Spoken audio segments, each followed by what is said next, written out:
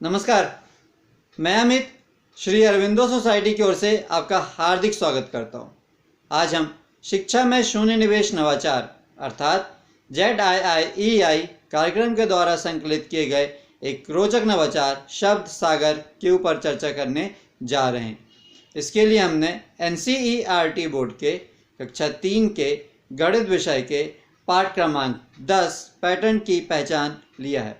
इस पाठ के माध्यम से सम संख्याएं और विषम संख्याओं के पैटर्न के बारे में चर्चा करेंगे।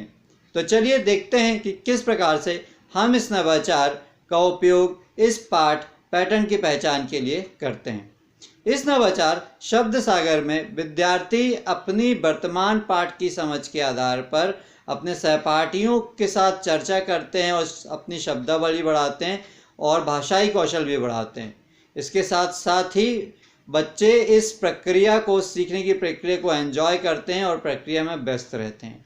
यही इस नवाचार की मुख्य नवीनता या विशेषता होती है।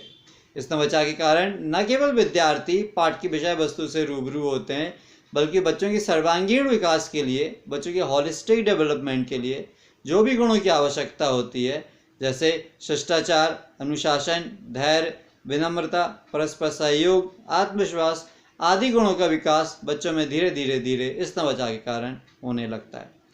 तो चलिए देखते हैं कि किस प्रकार से इस नवाचार का क्रियान्वयन हम अपनी कक्षा में कर सकते हैं।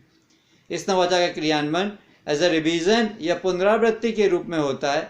इसलिए शिक्षक पहले ही से यह सुनिश्चित करके रखते हैं कि इस पाठ का निर्माण, व्याख्या और समझाइश कक्षा में हो चुकी हो इस नवाचार के क्रियान्वयन के पूर्व।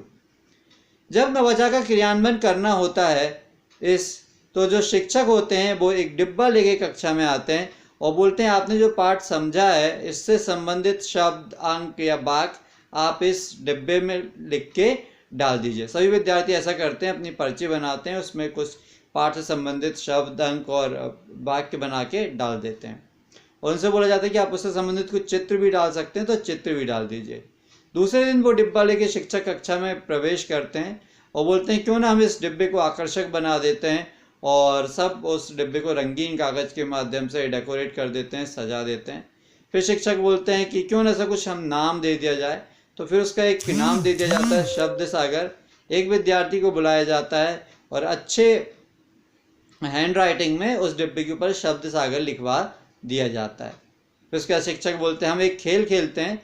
इस खेल में क्या होगा कि हर एक विद्यार्थी आएगा, डिब्बे में से एक पर्ची निकालेगा, उसमें जो कुछ लिखा रहेगा वो उस बच्चे को दे दी जाएगी जिसने वो पर्ची उस डिब्बे में डाली थी। वो बच्चा सबके सामने, कक्षा के सामने आएगा और उस अंक, शब्द या वाक्य को पढ़ेगा, उससे संबंधित वाक्य कहेगा। उदाहरण के तौर पर एक बच्चा आता है, एक पर्ची निकालता है, उसमें मान लीजिए 2 लिखा रहता है। वो 2 की पर्ची उस बच्चे को दे दी जाती है जिसने 2 लिख के डाला था उस डिब्बे में।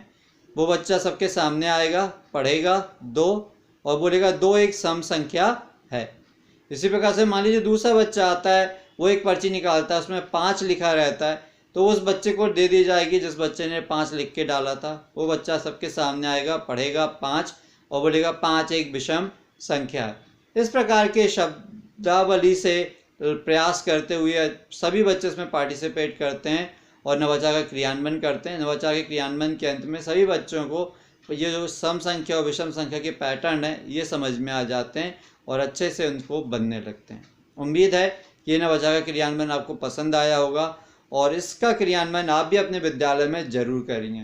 हमें पूर्ण विश्वास है कि इसके बहुत सकारात्मक परिणाम और बहुत अच्छे परिणाम आपको देखने को मिलेंगे और आपके स्कूल की लर्निंग आउटकम में भी जरूर वृद्धि होगी।